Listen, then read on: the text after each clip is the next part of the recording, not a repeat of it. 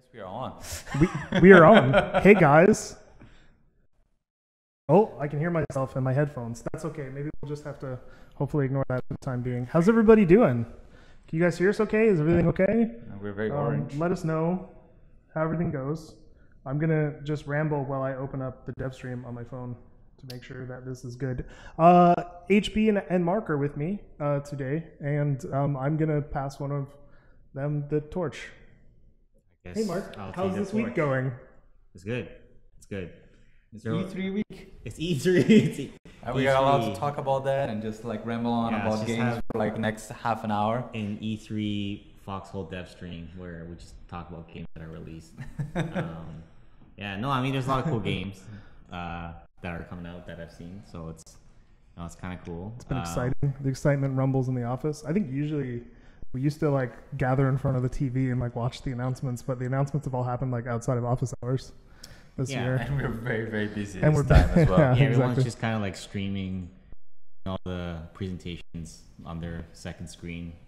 But we're obviously like we're really busy with 014 and trying to get 014 out the door. And we're going to talk a little bit about that later. But yeah, I think some of the, just to talk a little bit about what's coming up soon after 014, we're going to be for 015. I think generally speaking, after a big release, the release after, we usually spend more time fixing bugs, doing some more like maintenance work, and more like game balancing type things, because usually when there's a lot of new stuff in our updates, things might break and become unbalanced. So we're gonna jump right into the next update, and the next update will hopefully actually not be that far off. So 014 is definitely one of the bigger updates. We tend to do like a couple of like normal sized updates, and then we do like a really big one. So this is a big one, and I think something that's cool is that we're slowly getting better at planning ahead a bit more, and making sure that we're working on longer term future features, and we're not always just scrambling to sort of fix the next thing in the game, which is a bad habit that we've gotten into in the past. But this year, more and more, we are working on longer term features, like some of the communication tools that we've been talking about for so long. We actually got a good chunk of that work done, not at the last minute, right? Like we've been working on that in the background. It's still being worked on, and it's still being worked on, and we're not like talking yet about when that's gonna be launched. But it's like we're putting serious work into that. It's not, which is a little bit different from like our old ways, which was always kind of scrambling to work on the next thing. And yeah, I don't know. I mean, how's your week been? My week has been a weird week, I would say, because there's a lot of work being done. Sorry for the shakiness of the camera. We're adjusting things. There's a lot of work being done. Sometimes it's hard for me. I gotta be completely honest, because I switch from one thing to another. Yeah. Every time I have to switch from like doing like I was doing like last update, I was very focused on doing a lot of like animations and like rigs and stuff like that, and that's a lot of fun to do. And then this one I was like doing a lot of UI, like those switches take they're not easy to do. Yeah. But it was good. I think I'm excited for what we're doing. I'm excited for the changes that we're doing, and for what we've been preparing the things that are gonna come up on like 015, 16 in a while. I've been particularly working on those things for a while now. Yeah. And I think there are features that I'm excited to go back to working on them.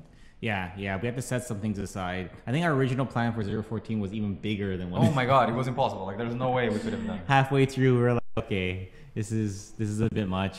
So anyways, do you want to move to community highlights? Talk about community highlights? Yeah, absolutely. Yeah. Let's do that. So community highlights. Thank you.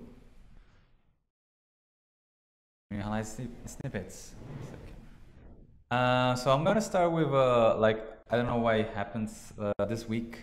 We had a trend that resurfaced on the Foxhole art for some reason. Like a bunch of anime style art showed up.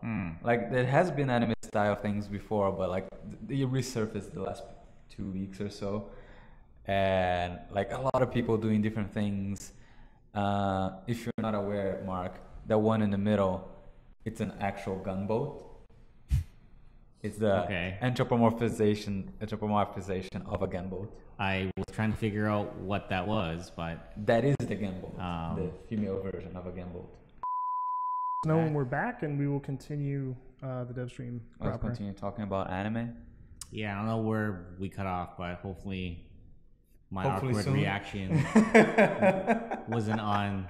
Hopefully we weren't on the air for that. But yeah, I mean, always like I feel like anime style is definitely not my favorite. I know that it's not your favorite, but I know that I love. I appreciate watch, it more. Yeah, I can watch anime. Which is why it always fascinates me that like there is a crossover. Like I'm more like, wow, it's kind of cool that there is a crossover. Okay, right? Just so you know, it gets even better because the one on the left, the one by however, that's an encumbered soldier, right? Okay. That's the visualization of encumbered, which I think is was a pretty valid, like. Well, I think one thing that's interesting with that picture is I think it'll be really cool, and I've heard this suggestion many times that visibly you can see heavy weapons, right, being carried because it's very frustrating when you're playing and somebody pulls out like an RPG from their back pocket at the last minute without knowing. I've heard that complaint before, and I think it makes sense. I think that if you're holding a heavy weapon, oh my god, you were like hiding this heavy machine gun, this AT rifle in your back pocket, like. So I think there's some truth to this this art here, right? You know. So what you're saying is that you can expect elf anime mod soon, right? Like a DLC. That's what I'm getting. And female gunboats. Anyway, let's continue on. These are although it's like worse than joke, like E3, but I love this. I love this kind of stuff. It is funny as hell for me. Next stuff that we have. Oh, these are cool as well. These are like just 2 examples on like how to do like just some Foxhole art in general, dealing with maps and dealing with like this concept. Timberwolf took like the map that Adam changed and using the art from that Julian did to make like this cool poster, kind of like of a background image for your PC. And then Big Mac Gaming, he went on a more war style, like a war table picture. Yeah, no, I think it was a pretty cool. That war table, you know, this is like a feature that it's almost like this feature that we've always wanted, but we can't justify spending time on it because it's a bit of a. It's not a bit. It's very much a polished, like a really polished feature. But if instead of the map that you have, you can actually walk somewhere and have a physical representation. Yeah, that would be physical representation of the map, and you can actually like walk up to it and like use it. Like it's something that we always once in a while it comes up, and then we're like, yeah, no, no way we're gonna do it right now. Yeah, but it doesn't matter because like it or not, our community is fantastic, and they are doing some crazy things that we always wanted, like this. This is really cool stuff. This is amazing. If you guys haven't seen it, you have to go watch it 5 times. This is Castle really cool. Did this. This is a history of the war from sorry. This thing keeps showing up. I'm trying to like lower the volume, but it keeps showing up. Is there a way to put it? I don't think nobody will be able to hear the volume anyway. Oh, they don't hear the volume. Oh, okay. Full screen. You can put it full screen. Yeah, and these are like what Casto did is that he took all the messages from the war correspondent channel. He parsed them out, separated the areas, and actually made some logic behind it to like read it and understand, and create this time-lapse video of all the world conquests that happened up until now. So this is the first one. So you can see it happening in real time. This is as a time lapse. You can see like which regions are being conquered and which ones are not, which is something that we always wanted to do in our game, to have this feature. Yeah, are you kidding me? This is like literally we used to joke about this as a haha, this will never happen, but let's just joke about it because it's so cool, right? Yeah. It's like such a ridiculous feature. I know it's like a pie in the sky thing that we couldn't even talk about it in a serious tone, right? And here it is. Right? Like someone made it out of data from a bot that we had spamming a channel. It's not even properly formatted data. It's like just like text input. They has to parse it out first and like filter for everything that is not important. It's really sweet. You can see for instance, like in these ones, like they are still east-west. Later on, you start seeing. There's like one of the cool ones on I think it's Conquest 7 that has the huge comeback. Yeah, you can totally see it happening. That's really cool. That was so fantastic. I mean, one of the things now is that there's this pressure to not, like, for us, we need to keep all the data from now until the end of time, because once one war is lost, we wouldn't be able to go back and make something like this, and it's you know, so like I've heard people from the community say that we can't retire war correspondent until we have a replacement for it, because if we retire it, then this data will be lost forever, right? Absolutely. That created a whole discussion in the office on like if we're gonna make our API better, how we maintain this. Yeah. So my favorite thing about this, despite all the data and how cool all that is just the way that the regions are broken down and how it like kind of snaps on and off based on the different like casualties and towns being taken. And one of the cool things that I noticed for this, in my opinion, is that you can see how important the river is in the middle, because when we had a east and west conquest, like usually the first team that invaded a central region would be the one that would take over the region. Yeah. Now that is north-south, just because you invaded first, you don't have like a dominion, because the river makes a huge difference. Yeah, and that brought a different dynamic to the war. Yeah, I'm really happy about that actually, and you can see that. And hopefully in the next couple of updates, with the water travel working, that's going to change things even more. The coastal regions will hopefully be really interesting to watch. And in 015, that river is going to be even more important, right? Yeah. It's exciting seeing this. Like puts all in like the whole like last couple of years into perspective, which is like a really neat. Well, because we just started with a fraction of the Deadlands, Matt. Yeah, like I mean, if you think about it from that perspective, it's like this very center here. It's just crazy that where things have gone over the last 2 years. If just like HP was saying, if you think about it, that area, the abandoned ward area of Deadlands was the combat prototype. Was the combat that prototype. one little island was the was like the nucleus. It was the whole thing. That was the whole thing. And the whole game has like kind of spiraled out from there, and you can see how big it's gotten. And I kind of like sometimes like you don't like get the opportunity to like have that perspective. And like it's something like this is really cool to see, like people fighting over these like large regions and the back and forths and the stalemates, and like stalemates are cool, and I like that we see it happening in the places sort of that we envisioned as well, and not just like in random like regions. Well, sometimes it's random. Sometimes it's random. Back in the in the earlier conquest a few months ago, the Heartland surprisingly was very stalematy, which is very surprising. But that was one of like the areas, Matt, that we didn't expect that to happen, right? Which is really cool. Totally. You wanna? Yeah. Yeah. So this is really cool. And last thing is that something that I promised it would be on the community highlights, and I think it deserves it because the subject matter is just fantastic. And of course,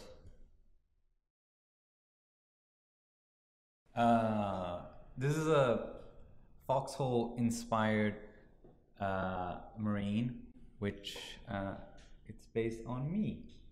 Oh, I didn't even notice that. The head is like hand sculpted. I mean, you'd think it would be based on me, based on the slogan, like. I know. I was a little bit surprised with the slogan. And this is like a conflict of interest that you chose this to put in the community highlights. Because nah, I would say that like community highlights is mine. I do whatever I want. No, it was really cool. Command Angie, he was talking to me. He was asking me like about like the colors that I wanted and how I wanted like the color scheme. So I sent him stuff. Yeah. And he, as he was working, he was showing me like snippets. And apparently he's not done. I'm not gonna be the last one. I was actually the first one because the idea is that he's training, like doing the modeling of like this new faces, like he's doing on his own, and so he's doing other people in the office. Oh, okay. Yeah. Cool. Next one might be on the next community highlights, or at least it's gonna be on the. Is this Warhammer? Yeah. You know what's like? It's interesting how much crossover there is with Warhammer, like among the Foxhole community. Like there's just so much it's kind of expected, you know? Yeah, like it's this like fierce battle kind of, I guess so, yeah. Factions that have been added for so long. And I know that Julian is a huge fan of Warhammer. Yeah. He is. So he really is. If you've seen some of the like earliest Foxhole concept art, there's a lot of Warhammer influence actually. That we have to curb. But that's not in the game anymore. Yeah. Yeah, no, it's a really cool piece. Also, apparently Julian is next. I didn't want to say it because I didn't know if it was a surprise or not. Oh, well, he said it. Oh, he said it. Okay, then I don't care. No. Yeah. If he said it, I don't care. Yeah. So Julian is next because I told him that Julian was a big fan of Warhammer. And now he's doing it. And I saw the head. It looks pretty cool as well.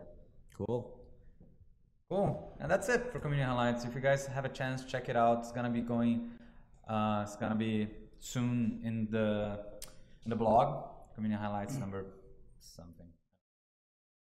Cool. I guess we will talk about what we are working on.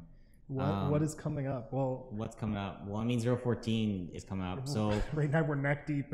In 14, so usually we talk about features that are going to be in the next update or coming soon. But this week we're going to change it up a bit, and we're going to talk a little bit about something we've been working on, and we're still working on, and it's going to be a while before you will see it. But it's cool to share some of that work now. It's just to have a little taste of what's yet to come. Yeah, I think we used to do a lot more of this stuff where we would share things that we don't expect to see in like a very long time, and then slowly we got into this schedule of like, hey, we're only going to announce what we're launching like right now in the next update, right? So so basically we've been talking about revamping the town environments for a while, and it's something we've been working on in the background a very long time. And a lot of this work, we wanted to do a lot of it actually a lot sooner this year, but World Conquest and everything has kind of pushed it back a bit. But we're definitely working on it now. And it's not just the towns that we want to revamp. This is actually half of the towns are really only half of it. But what we really want to do is like, we want to revamp the world, all the structures that you see in the world. And this feature we've been holding back on for a very long time. And one of the reasons why the towns haven't changed in so long, because really some of the stuff you see in the towns have been there forever, like since the comic prototype. I mean, some of them have been updated, I think, for the garrison houses. Well, there are elements in general that have been updated, right? Yes, there's very small pieces, but a lot of the buildings that you see haven't been changed for almost 2 years now. It's pretty much some of the earliest stuff in the game. Some of the earliest stuff, and like Matt has been kind of like stretching how much can be done with the assets that we've had. And one of the reasons why we haven't bothered to update it, because we knew that the day would come when we would go back and redo it properly, and we didn't want to have a half-step solution. Like, we wanted to wait until we could kind of give it like our full attention, right? And one of our goals with the revamp of the towns, obviously, besides making them visual, like besides having a higher visual fidelity, we also really want to make sure that it integrates with the gameplay, and we want to make sure that the battles that occur in the towns, that they feel separate from all the other battles that happen in the open world, right? So like, it's one of our goals to make sure that when you're fighting a town, it feels like a town battle. It doesn't feel like the same thing that you're doing in the rest of the game. And there's so much that we want to share with you guys about this, but because it's such a work in progress, it's super early. I mean, this is just like early exploration on Julian's end. This isn't even like, this isn't a final anything. This is just like a sketch that he did that we thought was interesting. Yeah, we thought it would be cool for you guys to also have an insight on how we work on even in the, it's not even a prototype, but like a concepting phase. Yeah, like a lot of this will be thrown out, a lot of this will be changed, a lot of this will become nothing. But with the process, as you probably see, you can have an idea of how we work and what we're looking for. Absolutely, yeah. And I think another thing too, to your point that you were talking about, Mark, is also to like not just to have like, you know, unique things happening in towns, but also to make like more, you know, a variety of memories in the combat that you have. So, you know, you can talk about a time you were storming a city, and then you go and you storm you know, you held a farm for like, you know, 3 in-game days or something, that, you know, and it feels distinctly different from each other. Whereas like right now, you know, the difference between like Abandoned Ward and like some of the places in Upper Heartlands are very minimal in the way that they actually feel, because there's not enough assets or things like that to really sell it. And I think bringing those like epic and unique experiences from like a immersion standpoint is another one of the goals, on top of gameplay differences, which should be inherently different in a town, because you can do different things in a field than you can in a town or a city. Yeah, like one of the things that we are planning is to make sure that there are several types of towns, quote unquote, right? And like, you know, there's like the heavily urbanized towns, there's the villages, and then there's like the farms, right? And like Matt was saying, right now we just kind of go and stretch the assets that we have to try to make those three types of towns. But what we really want to do is actually make them a lot more unique, right? And intentional, and not just like you know, someone mashing together some assets to like make something like a town that feels more like an urban area. Like, that's not going to work to a certain degree. And so I think one of the goals here is to like really talk about what we want to do with our urban environments and our village environments. Here's some more. Yeah. So what this is here is more of an exploration of what the towns were like before they were destroyed, right? And it's one of our philosophies that when we do anything with respect to the lore or like the visual design, that we really start from the first principles, and a part of that is like seeing what came before what is now, right? And that like that philosophy is something we use when we like design the tanks, when we design the characters, when we worked on the lore. It's like we can't just we rarely ever start with, oh, there's a cool war and all this stuff is happening. Yeah. But in fact, it's the opposite. It's always like, what happens 500 years ago, and what did it look like 500 years ago, and then what has changed since then. And because of those changes and where it started, this is what it should look like now, right? Yeah. And that's why you always read in like the lore for the tanks and stuff like that. It's always about something that happened in the past, right? Yeah, I think it's important to remember that like the world of Foxhole is old and has been sort of stagnant for a while, and I think you know, in the current iterations of the houses, like you can see that because they're like, I don't think there's a single like, you know, put together house in the game aside from like a rebuilt town hall. So like, I mean, that says a lot about like the way that we're thinking about it, right? And so it's really not going to be like too different, but it's definitely like this concept art that you're looking at right now. These thumbnails are just a way to get a sense of like what might these places look like at their prime. And then we're gonna probably destroy them. so it's really exciting for me just because it's sort of like seeing this like vision of the past of a world that like, you know, we've been working in for so long that we haven't really gotten to this point yet because we wanted to make sure that the gameplay was solid first across the board. Yeah. And so that's sort of the order of operations as well. Is like this game has so many like moving parts that it would have been really irresponsible of us to focus on this early on. I think. Yeah. Cool. Next thing, 0.14. Right. So yes. Back to 0.14. 0.14. So this is a really cool piece of art that we made for 0.14, and we decided to show you guys now because we are planning to release this on Thursday. Yay. Right? So short of any last minute showstoppers, we're pretty confident that Thursday is going to be the day.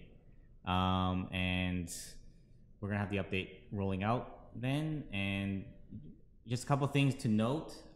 These dates I probably got all wrong like usual, but hopefully it's correct.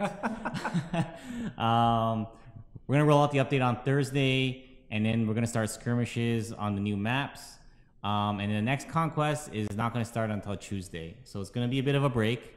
We know you guys have been asking for a break. And, you know, after kind of like back-to-back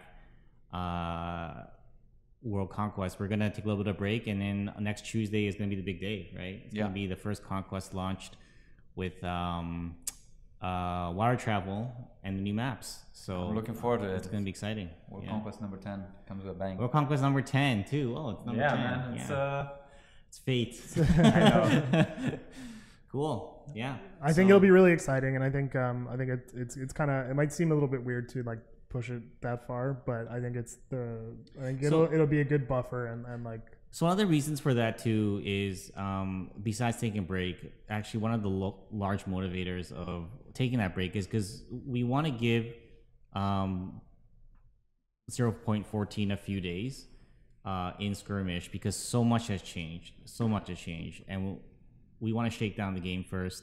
So if there's any major issues, we have time to push out a hot fix on Monday or Tuesday, so that we're not jumping right into the conquest without the shakedown, which would be far worse, right? You know, everyone usually like invests a lot of time in preparing for the conquest, and you know sometimes there's problems, right? But we definitely want to try to mitigate that so that your time will be well spent, right? So that's a big reason why it's going to be pushed back. So I think that's awesome. Yeah, it's going to be good. I'm expected to be good.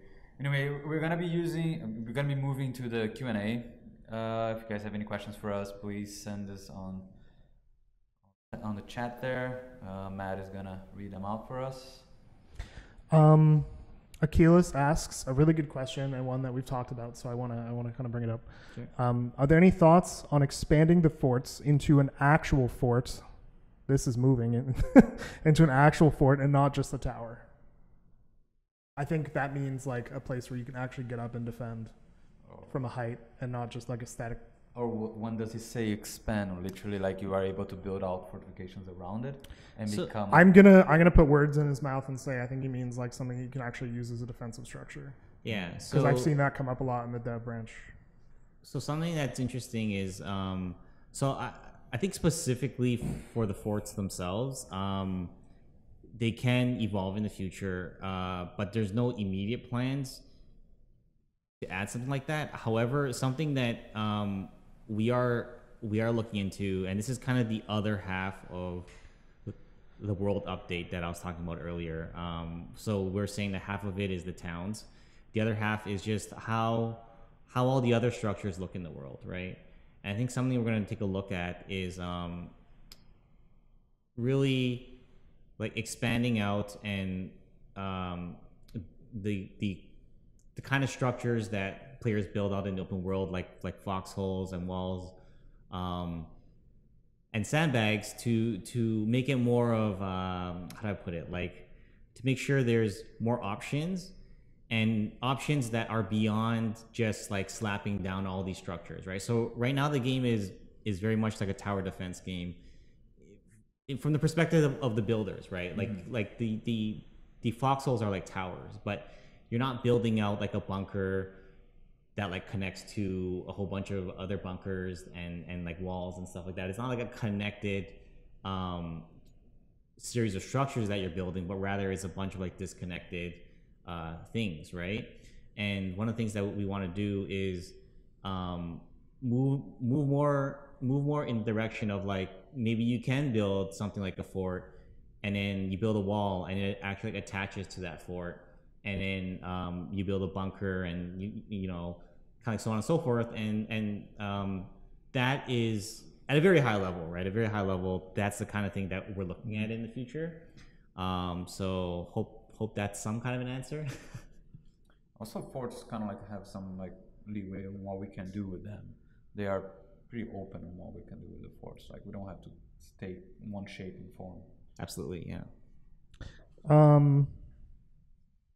So I can't remember the name of the person anymore because I lost it, but they asked, Gallows recently received a buff.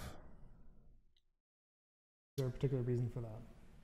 Yeah, so that was part of our balance pass along the West Coast. So we basically reviewed the makeup of all the structures on all the major towns on the West Coast, and make sure that from the perspective of landings, it is as balanced as it can be, at least as a starting point. You know, a lot of the balance questions will be answered after the first conquest, but it's definitely a part of that. And it's really important to remember with all of these things that like each update we're going to continue to work on balance. Like it's never ever going to stop. Yeah. So actually, like, that world conquest thread that we threw up, it yielded a lot of good results. I think we're fixing maybe 20%, 25% of those of the issues mentioned in 014. Mostly the simpler stuff for now because we really didn't have a lot of time. But as an example, like I know players were complaining about the port base in Morgan County, and we take a look at that. I know players were complaining about that other town in Morgan County. I don't know if you recall, and also about like structure balance in the Heartlands versus Callahan's Passage. We've taken a look at all those things.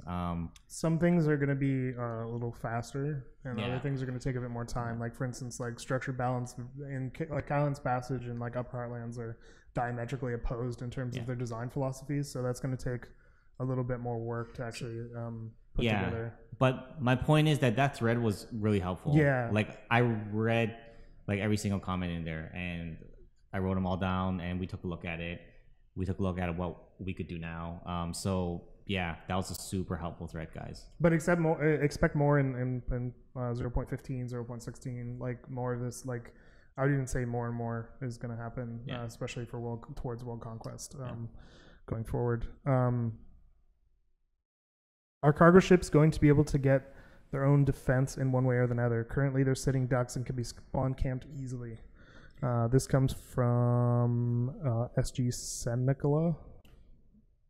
Yeah, we're aware of where they stand right now, and that's something we made some tweaks since the current dev branch build. I'm assuming that you're speaking sort of based on the test events that we've had in the last couple of days, but we definitely know about that, and we're definitely making changes in terms of building defenses. I think that's something that we don't want to do for 014. There's probably not a lot of room to make changes there, but if that does become too much of a pain point, it is something that we'll take a look at.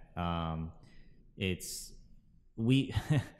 been a balance of a whole lot of things, because we want the landings to work a certain way, right? And that way is not necessarily that we want players to be sitting on the beach for a very long time, right? Like, we want players to move up as fast as they can.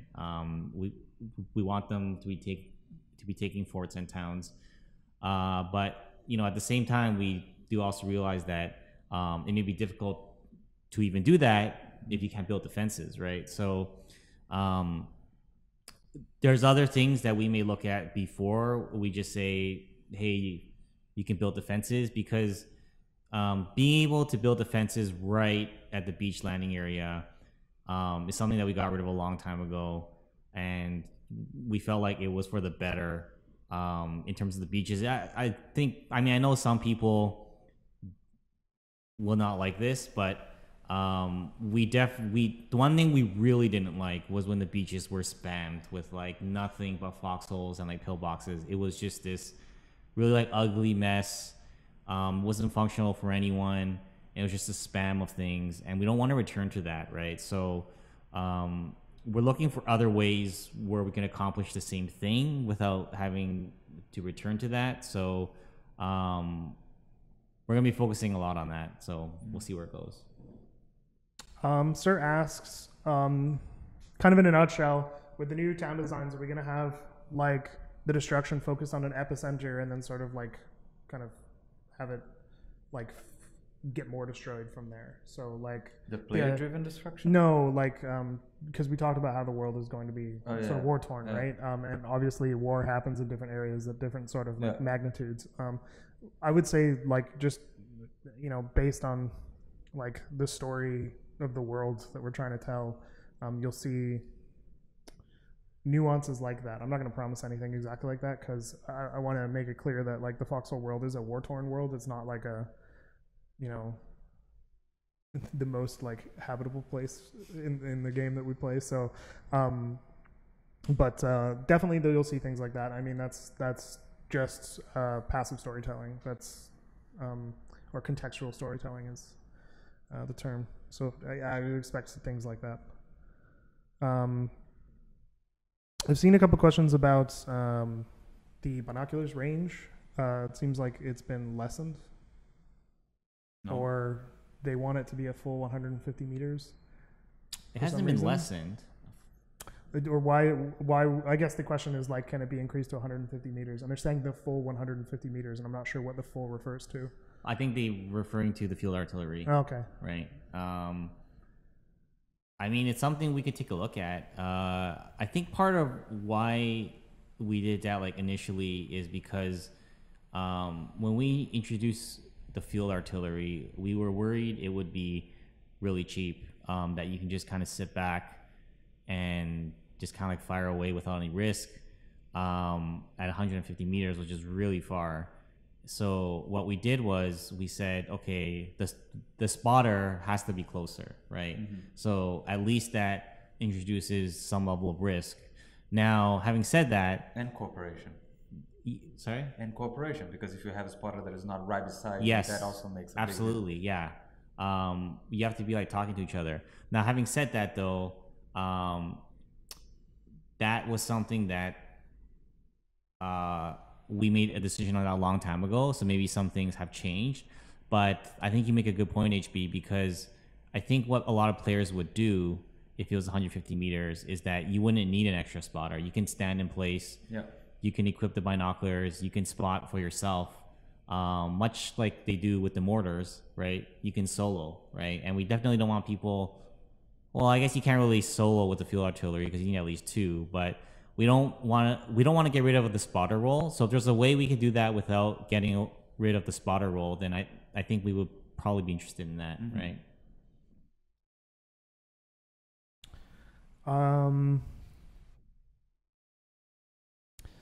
What are you guys most excited about in future updates? Another question from Aquilas. I thought this was a good question. Yeah, no, this is that we can talk about. Yeah, fixing the hands. There's so many old animations that I have to fix. Oh my god. Yeah. Unfortunately, not for the next update. We're planning a lot of Logi stuff. Logi is a big part of the game that I think right now we only have a fraction of what it's gonna have, and I think that hopefully not too far in the future, we're gonna be talking about revamping that whole part of the game, and I think that's gonna be huge. I'm really excited about some really exciting stuff that I can't talk about, but we're working on some stuff right now. Even last week we were working on some of that stuff, if you know what I'm talking about, Matt. Like it's things that we were kind of like, well, maybe this isn't possible, but we're sort of doing some research to see if these things are possible, and I'm really excited about the day that we can talk about those features. And besides that, the town revamp, obviously, I'm really excited about. Yeah, I mean, it's hard to say. Like, what am I not excited about? I'm more excited about social things.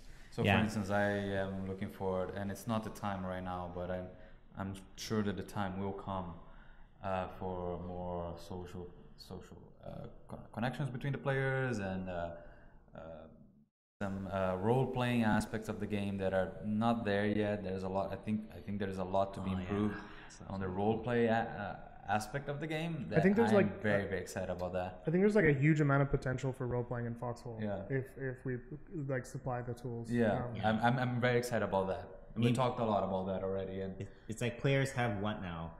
They have like crouch and like punch. Let's and even with those showcase tools, like a whole plethora of emotions and even with the tools they have now, like they're able to do a whole lot of like role playing. So if they just had a couple more tools, right? Yeah, including a bunch of things that would be really cool. Yeah.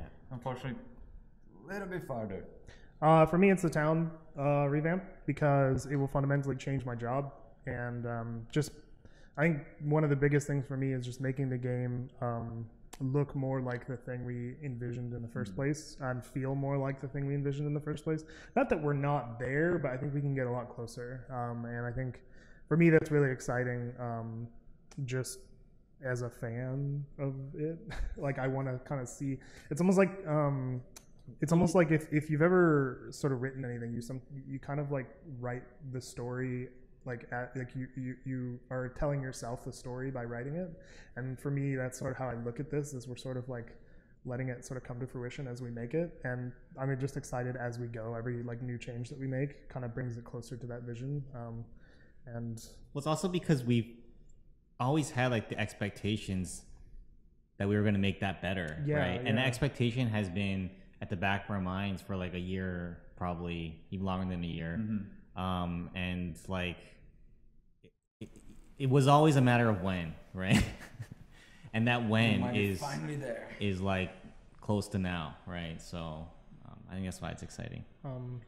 So for me, I honestly think it's just like having more tools to build that world will be the most exciting thing for me. I don't know, like I can't really think of anything else that really like, I think, and the role playing stuff, like just emotes and things like that would be really, really good, just to like, if I want to be Solid Snake, I can't really do that right now, you know. Anyway, I'm gonna take one last question. I haven't read it ahead of time, so I'm just gonna read one right now as I ramble. Okay, so this is actually a good one. I think it's a good one to go out on because it talks about the next patch. Will there be Deadlands water travel in the next update? So that's a good question. You're not going to be able to travel to Farinac Coast to the Deadlands, but you can travel between Endless Shore and the Deadlands. And the reason why we're doing that is because we wanted to focus on the West Coast for the amphibious landings, and by that I mean like the cargo ships, the barges. We wanted, because it's such a huge problem space, that we wanted to make sure that the parts that we were working on were going to work well, and we want to focus on that. So see it as the West Coast is going to be a trial, a huge trial. And from what we learned there, we're going to like apply that to the East Coast. And at that point, we're going to remove the barrier between Fairnack and the Deadlands, because in 014 there will be a bunch of rocks blocking that river, and our goal is to remove those rocks. Right? Yeah. I think like the thing is we don't just want to like shove that into Deadlands as it is, because I think the river in Deadlands could use some work to actually make that a little bit more viable. Yeah. And we just didn't want to force it. I think there's a lot to figure out. There's an entire new map that also, like, is part of this. Like that, all this stuff has to work really before we put it into the rest of the game. And I think it's a matter of like how thin we spread our focus, right? But what you can do is you can travel with the landing APC on the eastern side, so you can go from Endless Shore to Weathered Expanse, right? Yeah, and I think you can use an APC to travel the whole game. So you could hypothetically just go from Endless Shore to Fairnack Coast to Orebreaker on an APC.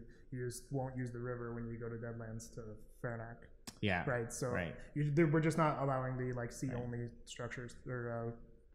But that river does work between Deadlands and Endless Shore. So you can definitely travel there. So cool. Great. All right. So we're gonna bring our dev stream to an end for this week. Sorry about some of the technical difficulties and all that. I apologize. Hopefully we won't have that happen next week. Mark, do you have any final thoughts? No. 014 this Thursday. Yeah. Very exciting stuff. Yeah. If you're watching this on YouTube, catch us on live so you can ask questions on Twitch every other Tuesday at 2 p.m. EST. Check our Discord, discord.gg/Foxhole game. Foxhole? Never remember. It's gonna be on the screen, whatever. Whatever is on the screen. And to all the Brazilians out there, Feliz Dia dos Namorados. And that's it. And as always, stay foxy.